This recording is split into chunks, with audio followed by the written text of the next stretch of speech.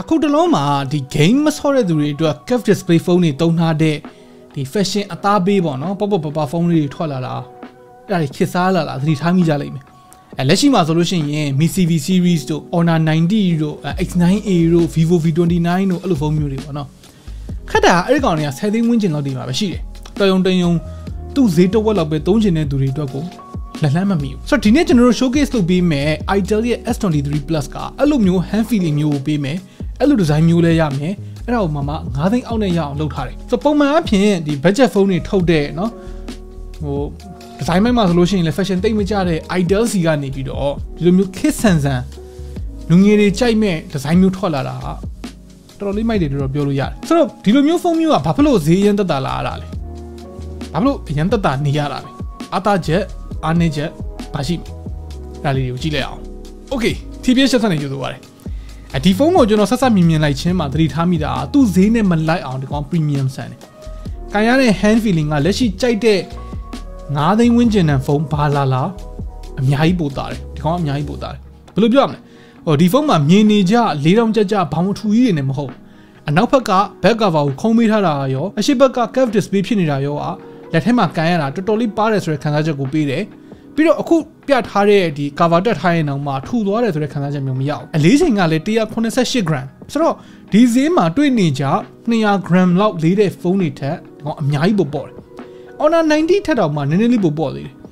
ဆိုတော့ hand feeling ကကျွန်တော်တို့ကင်ဘူးတဲ့ Mi CV တို့နော် Honor 90 X9A အဲ့ကောင်တွေနဲ့တော်တော်တူတယ်ဒါပေမဲ့ဈေးနှုန်းကြောင့် build quality အရာတော့နည်းနည်း short ထားတဲ့နေရာလေးတွေရှိမယ်ဥပမာအဖြစ်ဒီဘေးပေါက်တွေနဲ့ back cover တွေနဲ့က plastic နဲ့လုပ်ထားတာဆိုတော့aluminum frame glass back phone တွေလောက်တော့ premium မဆောင်ဘူးပေါ့နော်အနောက်ဘက်ကသူက frosted glass ပုံစံ texture လေးလုပ်ပေးထားတာလက်ရမထင်လို့သဘောကျစရာကောင်းတယ်ဒါပေမဲ့တေချာကြည့်လိုက်ရင်တော့ plastic ဆိုတာကတော့သိတာနေတော့မယ်ဒါပဲပြောသူ့ဈေးမှာ design နဲ့ hand feeling နဲ့ကတော့တော်တော်လေးမိုက်တဲ့ထဲမှာပါနေတော့မယ်လို့ပြောရမယ် display ကကျွန်တော်တို့ထင်နေတာထပ်ပိုကောင်းတယ်သူက 1080p AMOLED panel ရမယ် in display fingerprint လည်းပါတယ်ပထမတော့ဒီ in display fingerprint ကိုနှင်းမှာပဲသိရမလားဒီဈေးကြီးနဲ့ဒါလိုပါတာကတော့မမိုက်လောက်ဘူးလို့ထင်တာပေါ့နော်ဒါပေမဲ့စမ်းကြည့်လိုက်တဲ့အခါမှာတော့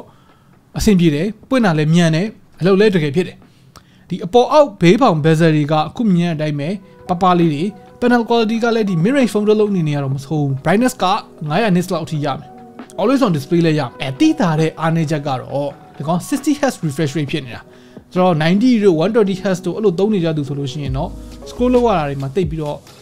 အသားကြမှာမဟုတ်ဘူးတိတ်သဘောကျမှာမဟုတ်ဘူးပေါ့နော်အဲ့ဒါလွယ်လို့ရှိရင်ဒီဈေးမှာဒီ panel ကတန်တယ်အထူးသဖြင့်ရုပ်ရှင်ကြည့်တာများတဲ့သူတွေတို့နော်AMOLED panel မှာကြိုက်တယ်တို့ color contrast တွေကိုဒီ motion တွေထပ်ပို့ပြီးတော့အသားပေးတယ်ဆိုတဲ့သူမျိုးတွေတို့အဲ့ဒါမျိုးတွေတော့ကတော့အဆင်ပြေတယ် speaker ကတော့ mono speaker ပဲဒါကလည်းဒီလိုပလေးသိမလားပ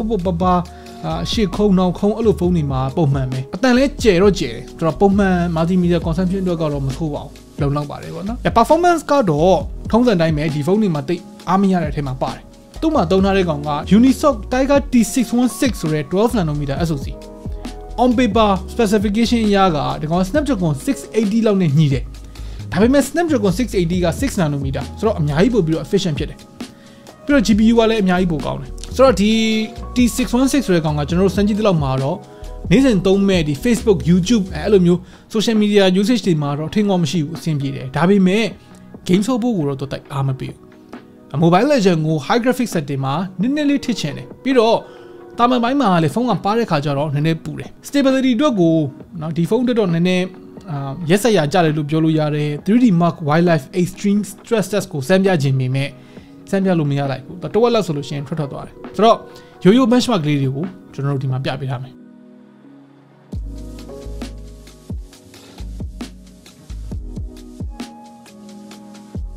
ဒါပေမဲ့လည်းတစ်ဖက်ကပြန်လှည့်စဉ်းစားလိုက်ရင်เนาะ Realme 653လိုမျိုး46,000တန်ဖုန်းမှာသူ့ထက်တောင် performance နည်းတဲ့ Tiger T612 ကိုသုံးထားတာဆိုတော့3000ပဲပို့ပေးပြီးတော့ AMOLED panel ရတာတို့ curved display ဖြစ်တာတို့အဲ့ဒါနဲ့ပြန်တွက်ကြည့်လိုက်ရင်တော့မဆိုးပါဘူးငကိုတွေကဒီလိုမျိုးဖုန်းတွေက SoC အသားပေးတဲ့ gaming ဖုန်းတွေမဟုတ်ပြောချင်တဲ့ point ရဗျာ game ဆော့မယ်ဆိုရင်အားမပေးဘူး social media usage လောက်ဒီပုံမှန် daily usage လောက်အတွက်ဆိုလို့ရှိရင်အဆင်ပြေတယ် UI ကလည်းတော်တော်လေးရိုးရှင်းတယ်သုံးရတာလွယ်တယ်လို့ဝဲတွေအများကြီးမပေါ့ဘူးပြတ်သူမှာထူးခြားတာက Google Assistant ရောဒီ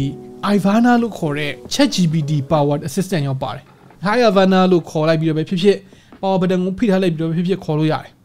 Avana ကိုသုံးကြည့်ရတဲ့လောက်ကတော့တော်တော်လေးမိုက်တယ် ChatGPT ကိုသူက voice နဲ့သုံးနေရတယ်လို့ပဲဒါပေမဲ့တစ်ခါတလေပြောတာတွေကို recognize မဖြစ်တာမျိုးတွေရှိသေးတယ်သူပြထားတဲ့ function တွေကိုနှိပ်ပြီးတော့သုံးရင်တော့ကောင်းကောင်းလုပ်တယ်ပြီးတော့ဒီ Ivana ကနေပြီးတော့ flash ဖွင့်တာတို့အလံပေးတာတို့အဲ့ဒါမျိုးကို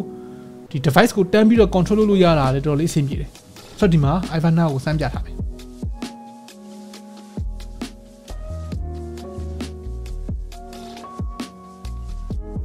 တော့ camera က50 megapixel main camera နဲ့ဘာမှန်းသေချာမသိတဲ့နောက်တစ်လုံးနဲ့ပါတယ်ပြောရင်တော့တစ်လုံးပေါ့နော် depth sensor မဟုတ်လို့ရှိရင်QVG sensor ဖြစ်လိမ့်မယ် selfie ကတော့သူ့မှာ32 megapixel ပါမယ်ထွက်လာတဲ့ပုံတွေကသူ့ဈေးမှာမြင်နေကြ saturated looks ပုံစံမျိုး low light နဲ့ detail တွေမှာတော့မဆိုးဘူးလို့ပြောလို့ရတယ်အခု test shot လေးတွေကြည့်လိုက်ဗျာ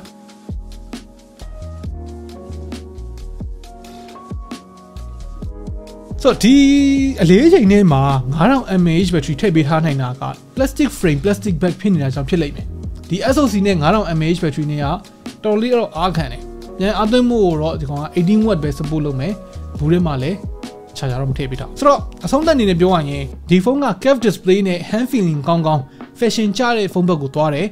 Mi CV series ဆို Honor X9 Honor 90 Vivo V27 V29 အဲ့လိုမျိုး series ကိုကြိုက်တဲ့သူတွေအတွက်ဈေး2ဆ3ဆလောက်ကိုပိုတက်အောင်လုပ်ထားတဲ့ budget version လို့ပြောလို့ရတယ် SoC လိုမျိုးနည်းနည်းလေးဝေးလျှော်ထားတဲ့နေရာမျိုးလေးတွေရှိတယ်ဆိုပေမဲ့ social media လောက်ပဲသုံးမဲ့သူ့ target နဲ့သူကတော့ကွက်တီပဲဆိုတော့ခင်ဗျားတို့ရောဒီလိုဖုန်းမျိုးကိုဘယ်လိုမြင်လဲသဘောကျလားအောက်က comment တွေမှာမင်းတို့ဆွေးနွေးညှိခွန်းတော့ရပါတယ် okay နောက်နေ့မှတွေ့တော့